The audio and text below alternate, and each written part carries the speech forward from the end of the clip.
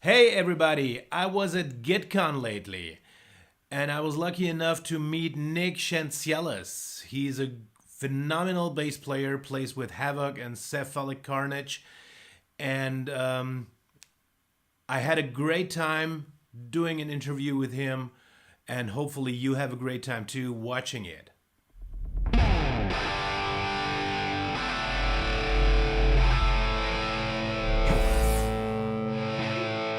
Hey Nick, What's good up? to see you, man. You too, man.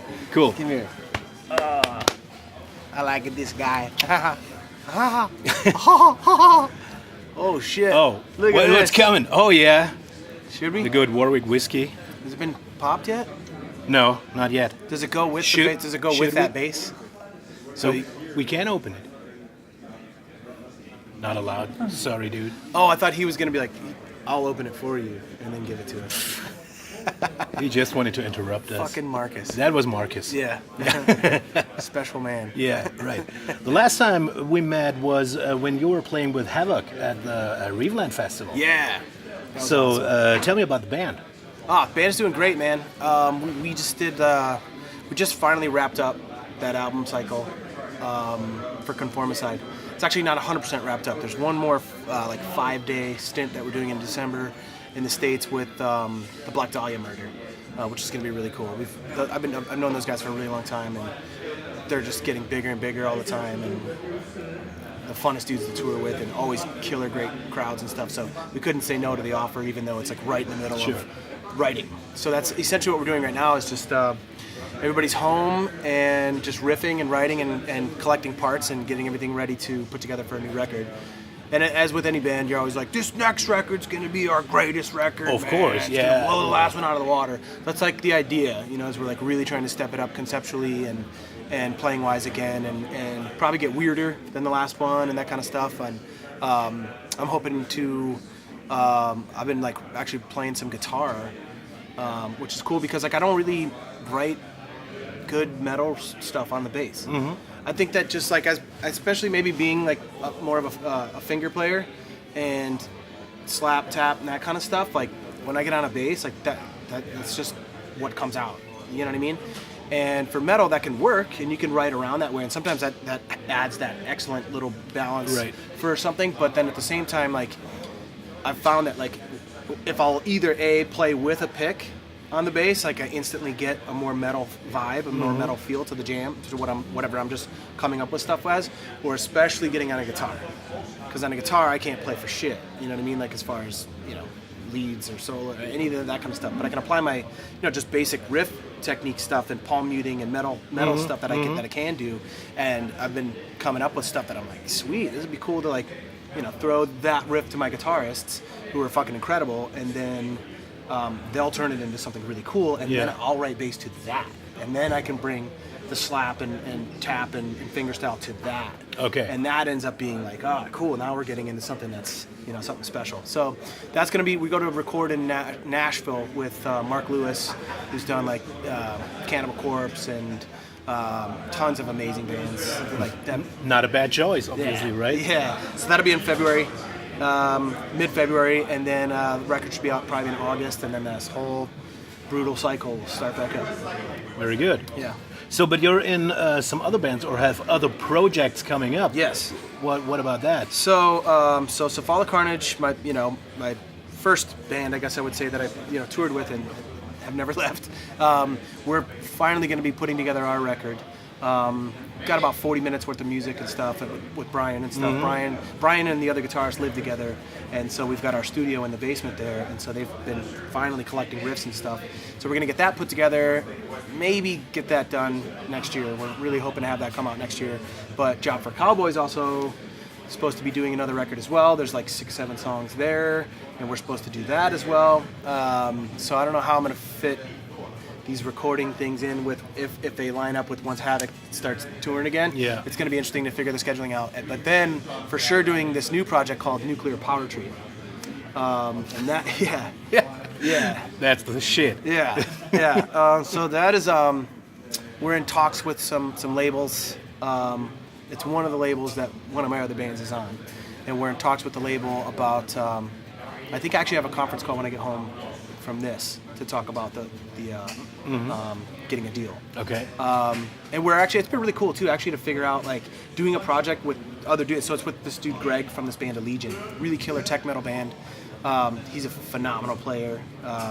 And then Pete, from my drummer from Havok. And it's really cool to like, now I've got all these other bands, right? And so we're in this position where we're like, this is something we all want to do because it's for fun, but we realize that it's got, you know, a lot of potential too. And so we're like looking at the possibility of for the first time, instead of being like, cool, we can get a record deal, cool, take the record deal. Now we're looking at for the first time and looking at the future and the state of the industry and the future of the industry and being like, do we want to do a record deal? Or do we want to self-finance? You know, what are the benefit? What are the pros and cons of both? And this is the first time where I'm legitimately like, not just like, yeah, oh cool, record deal, sign it, get the record deal. You know what I mean? Not the first time, but just the first time where I'm literally like, I have outside investors that I can have pay for the recording and pay for marketing and pay for distribution and pay for, you know, almost everything. Great, and we can in-house do it ourselves. So then we're having the real conversation then of, okay, well, what are the real benefits of and are there benefits still in this day and age of going with a label over going independently? Yeah. Because I've never released anything independently, so it could, you know, you think it could be awesome, but then you like really are missing some key components. But we're having those conversations now, so it's gonna be cool. But anyways, that we're going in to do drums beginning of November, pretty much in a month. Very cool. Yeah, so I gotta write those bass lines, and when I get home, that's gonna be kind of tough. So and the concept, also the visual thing you have with this band, is that like the mask thing going on? Yes. Yeah. And you're gonna do that on the shows too? Yes. I saw that just in videos so far. Yeah, and so that's creating an interesting challenge as well, because those masks are from this brilliant guy named Landon Meyer. His company's called Hyperflesh, and he made the Trump mask, the Putin mask, and the Kim Jong-un mask. And in our video, the drummer is actually Mike Tyson, because the Putin mask was not available for us. And every third comment is, it should have been Putin. We're like, well, the Tyson mask is what was available. Who are you? I'm Trump in the video. You're Trump. Yeah, right. And so it's interesting because I found a parallel, though, to make the Tyson thing work, because Tyson is a Trump supporter. That's right.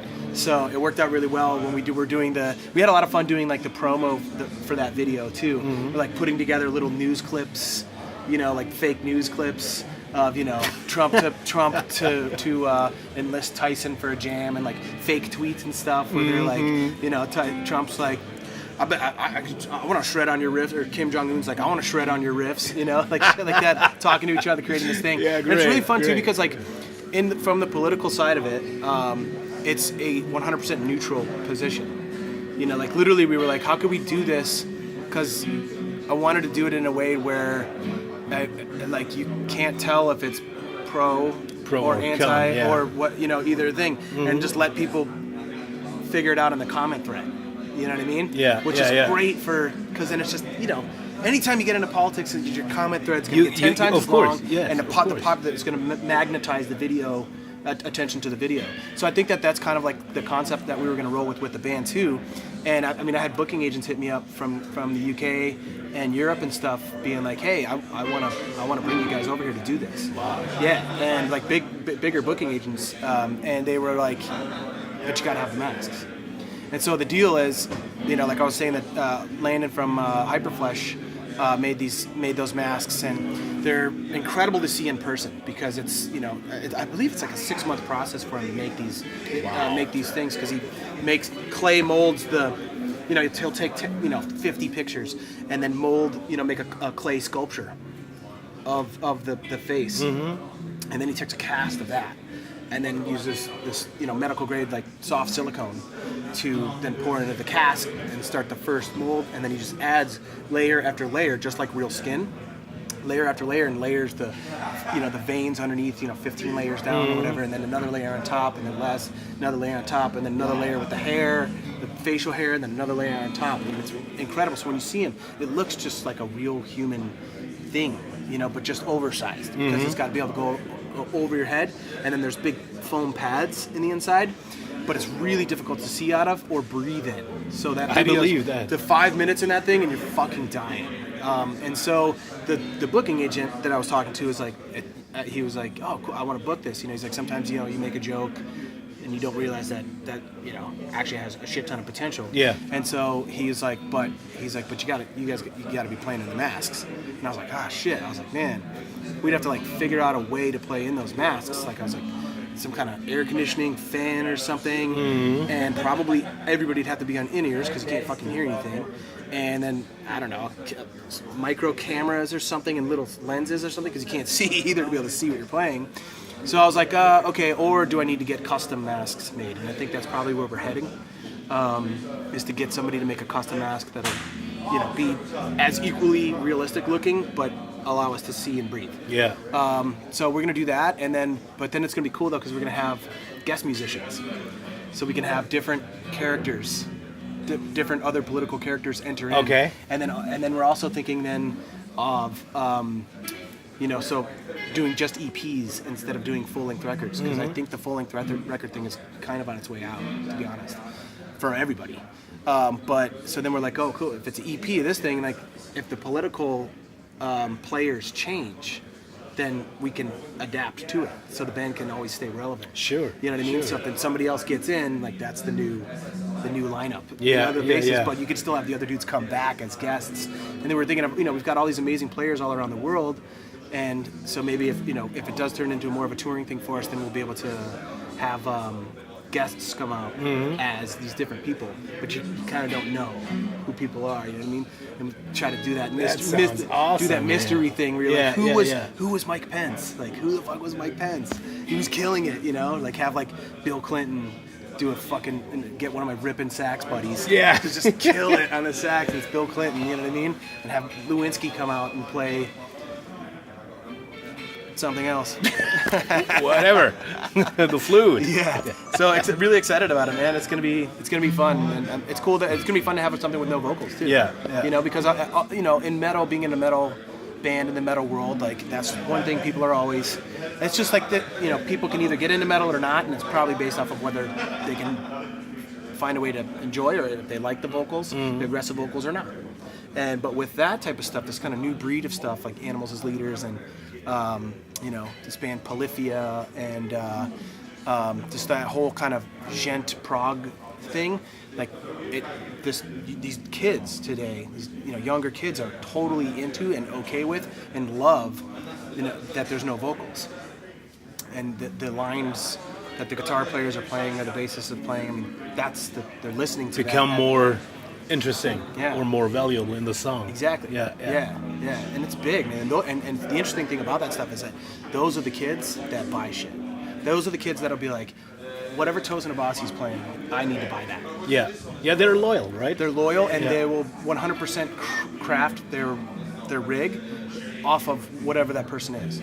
Highly, highly influenced by what is, you know, What they like. Yeah, because obviously I need to create that. You know, if Tosin plays an 8th string, I want to have that sound. I have to have an 8th string. Of course. What does he play? Right.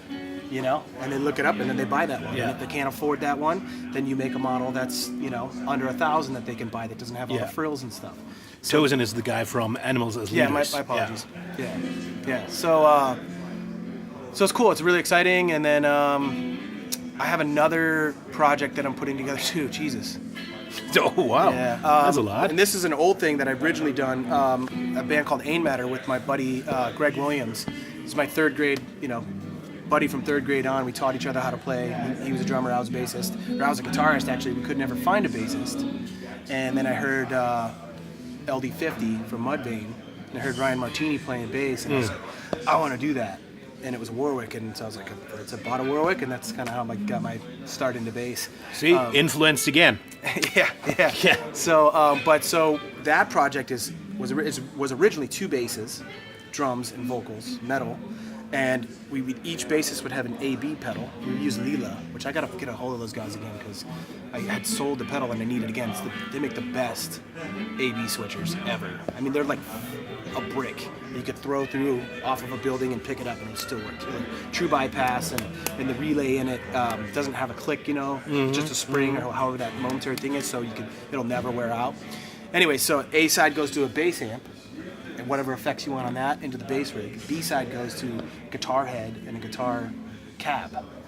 So I was using we were using Mesa dual Rex and 412s back then, and then now Brian's letting me use this Angle, this modified Powerball in the Angle cab. And dude, when you have both on and you have the gain all cranked up on the guitar side, you get this massive sound. It's just like a huge guitar. And then so I've been doing a tenor bass as well. So sometimes we'll have just 2 basses, regular BEADGs. And then I strung up my Fortress, my very first Warwick that I bought, as a tenor, so ADGCF. Okay. And the F is plain steel. Okay, tenor 5-string then. Yeah, okay. Yeah. And the F is an 18 gauge plain steel. Oh wow. Okay. So you can play big. You can play it like a guitar, big, huge guitar. Things. And that's actually I need to talk to Marcus about. I've talked to him about. I've had the order in for 4 years on hold because I can't make my mind up because there's too many options with Warwick. That's right. It's option paralysis. I've literally been paralyzed. I can't make a choice because there's so many awesome options. I just got to commit to something. But I'm gonna do a 30-inch scale, ADGCF. Yeah. Which will let me run the gauge of the strings up a little bigger, but still have the pliability. Yeah, right. The pliability and stuff, and then the speed of the neck. And I'm trying to get it tighter and get the string to body ratio down a little bit, that kind of stuff. So, anyways, I've been doing that project again, and then getting into the whole pedal side on the right side, on the B side, on the guitar side, and so then you can have it sound, just build up all these textures and that kind of stuff. And so I'm trying to do an EP with that next year too. So I don't know how many I don't know if I'm gonna be able to get it all done, but there's potentially 4 or 5 releases out next year. Wow. Yeah. That sounds like a lot of work. Yeah. What about you? Not so much. Let's start a project. Yeah. I got a lot of time. Yeah, very good, very good. So you live in Colorado, right? Yeah. Right in Denver, or? Yes, downtown. Yep, downtown Denver. I just moved from there's a new old neighborhood there. I guess it didn't even really have a term. It used to just be called downtown. It was just the industrial part. But I was downtown, and then we moved. It's 10 blocks down, and they're calling it the River North Art District. Rhino is what they call it. It's a really cool spot. Tons of killer breweries, tons of microbreweries. They probably have 10 microbreweries within a 5-block radius. Wow. Okay. All kind of killer beer. So you gotta invite Victor to your place. Yeah. Yeah, he's into beer, man. Really? Does he like sours? You guys are into sours? I have no idea. But have you ever had a Goza? I'm not so much into beer, but really? No, do you like? Not that much. Whiskey. You're a whiskey guy. Yeah, I'm a whiskey guy. Yeah. That's my devil booze. Whiskey's the one. If I get crazy and the blackout, doing crazy shit, what the hell is that guy doing? Okay. That's whiskey for me. No, I like that actually. Yeah, the pain. Yeah, that's right. Yeah, but you get used to it. Yeah. That's true. Yeah. So no, I'm not that much into beer, but I know that Victor Brandt is. Okay, cool. And he always posts pictures from breweries he visited or bars that he's been in, and look at all these beers and stuff. So he might love Denver. So he's doing Dimmu Borgir he's now. in Dimmu Borgir full now. member now. Yeah, right. Yeah. Fucking awesome. Yeah, so that's awesome. He's not doing Entombed anymore? Obviously not. I don't think so. I don't think you could do both of those. Yeah, that's aweson though. Guy deserves killer gig. Yeah, absolutely. Yeah, absolutely. That's a big one. I've Good been guy. seeing the pictures and I'm just damn, dude. So I can't remember the last time they came to Denver, but when he comes through, I'm gonna definitely bring him over and grab some beers. Yeah, grab some beers. We party in Sweden whenever he's home. He comes out to the shows. Sticky Fingers, or I think he's Gothenburg, or is he? Gothenburg, he is. Yeah. Yeah, yeah. Cool city. I love Sweden. Yeah. Yeah, it's dope, dude. Absolutely. Yeah. So what do you? What about Denver? What are you doing there when you're not playing? When you're not recording or writing? What you're up to? So Denver is, my hometown. I grew up there. I was born in the mountains and spent some time in Wisconsin, where both my parents are from. But the city's growing in this really crazy exponential way. I mean, we've really developed what I would call not quite that bad, but it feels like we're developing LA traffic. Wow. Very, very fast. So I like to get out of town, and I've been doing a shit ton of motorcycle riding.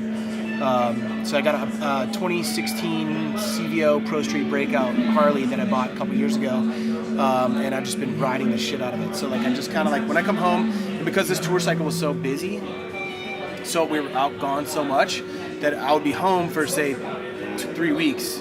There's no way I'm gonna work or even do lessons or do anything. I need to just decompress. And we're out so much that when you're out that much, you need that decompression. I know. time. Yeah. And I'll just wake up every day and just drive to the mountains, or just ride to the mountains, and literally like not know where I was gonna go and just be like, left, all right, go right, go that way, go left, all right, stop in this little place, and really got to explore my home state in a way I never gotten to before. And there's this real strong sense of freedom that you get from motorcycle riding that I can't really describe getting from any other thing, especially from like this sort of rigidity that happens on tour, like, all right, sound check, 4 o'clock. Yeah, this time, that time, yeah. Like to get away from that and just be totally free, traveling, still moving, seeing amazing scenery, and having that sense of travel that you get from touring or exploring, if you will, but with no rigidity, total openness and everything. Right. And so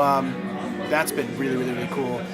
Now I'm home for 5 months, essentially besides this and that little 5-day stint. So at that point, you're like, all right, I need to, get some extra income coming in, because otherwise I'll just spend all the money that I made on tour and be broke.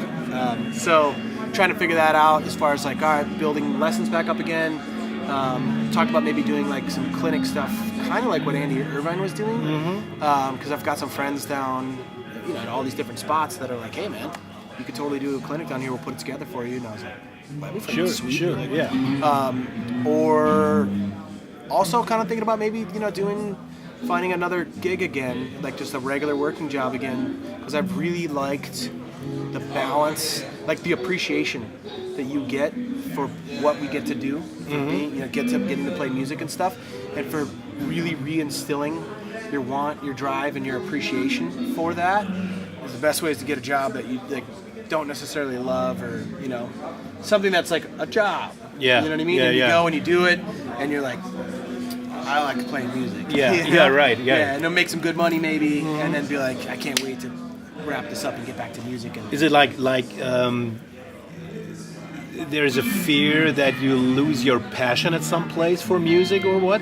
I think maybe it's like you have these, what I like to call like appreciation cycles, where you're like, when you're on the road, you love being on the road at the start of the tour, at the start of the album cycle and that kind of stuff. And for longer tours and stuff, you reach this point in the tour where you're like, I can't wait to go home. I can't wait to use my own shower that doesn't have 4 inches of backed up water from the 18 other guys that are on tour, and I'm the 18th shower. Yeah, right. I can't wait to use my own toilet. I can't wait to sleep in my own bed, be with my course, girlfriend, pet my cat, that kind of stuff. So you get that appreciation cycle. And then when you're home, it can become, you can get like what people will call, I don't know if you've ever experienced it, but we call it post-tour depression. Sure. Or you come home from tour, and if you don't have something going on, if you don't have a job to go to, if you don't have a project to work on, whatever, and you're just home, you get those 4 or 5 days where you're decompressed, you need to do that. But then after that, you're like in your living room or something and like looking around like, what am I doing here? Yes. Yeah. So I think that having something to do, whether it's a job or lessons or something like that, make sure that you get into that cycle to where you can be like, okay, cool. I love being home and doing this. Oh, I'm home every night. I love this. I love this. And then slowly in the background, it's building. I have to drive to hit the road again.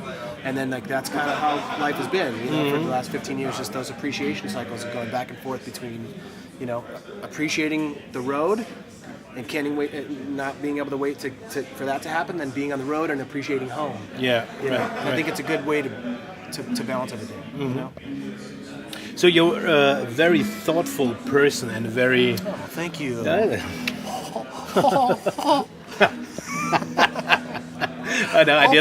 didn't say that. So are you much into reading or movies, or what do you do?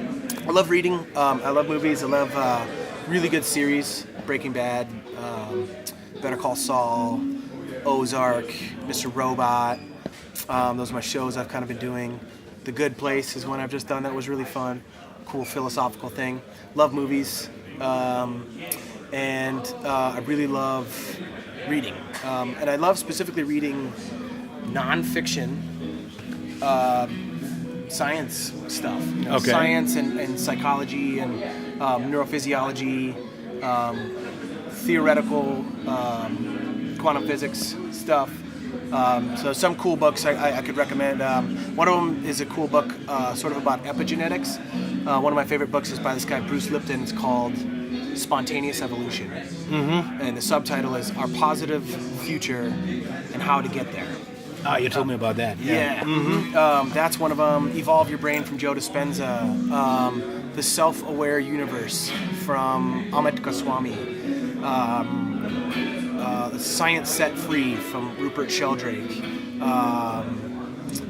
Think and Grow Rich from Napoleon Hill. Sort of like these motivational books. They're called self-help books or whatever, but I just call them, any kind of cool information you can get about brain psychology, neuro-linguistic programming, Awaken the Giant Within, Tony Robbins.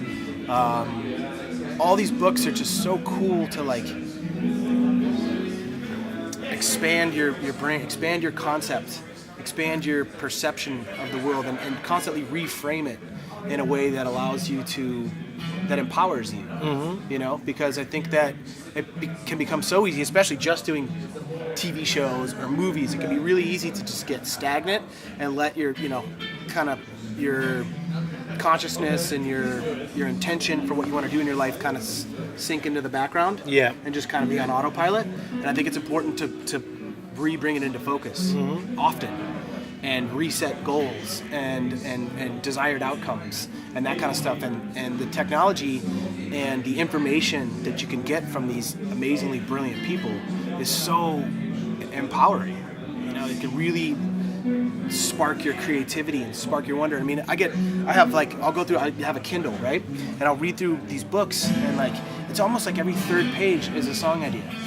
No shit. I mean, like a quote, or I'll see something in the way that the authors phrase a specific sentence or something. I'll be like, that's a cool song title. So I just highlight it and write song title, and it'll spark the idea of what the song can be about. It's these kind of cooler concepts, more almost like on the positive side of things, because I think, especially in metal or just in the world today, there's a shit ton of negativity when you turn on the news, and we could look at our planet and be like, we're fucked, there's nothing we can do. But then there's these, what Bruce Lipton would call imaginal cells of human beings. And imaginal cells are the cells in a butterfly, in a caterpillar, really, actually.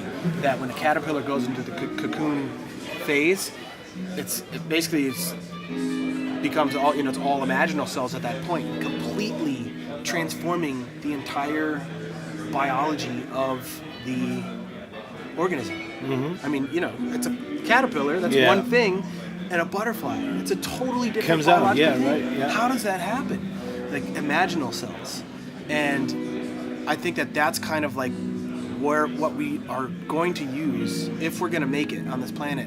That's the process by which we need to model ourselves, is that there are these anomalies out there, these imaginal cells, these brilliant people, and these dormant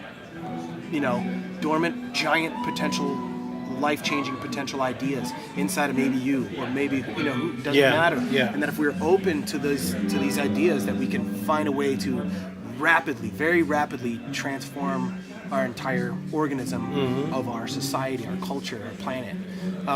And I think that just being open to new ideas and books like that is so refreshing and reinvigorating for me, and it resets, clears out the negative self-talk and the negative, bubble that kind of can get into us from the media and just all the shit, you know what I mean? So I really love that kind of stuff, and I love talking about it and sharing it and getting other people interested in it, because then they do the same thing. Sure, they spread the word. We spread the word, spreading the word of positivity and growth and intelligence, and trying to expand, to better ourselves.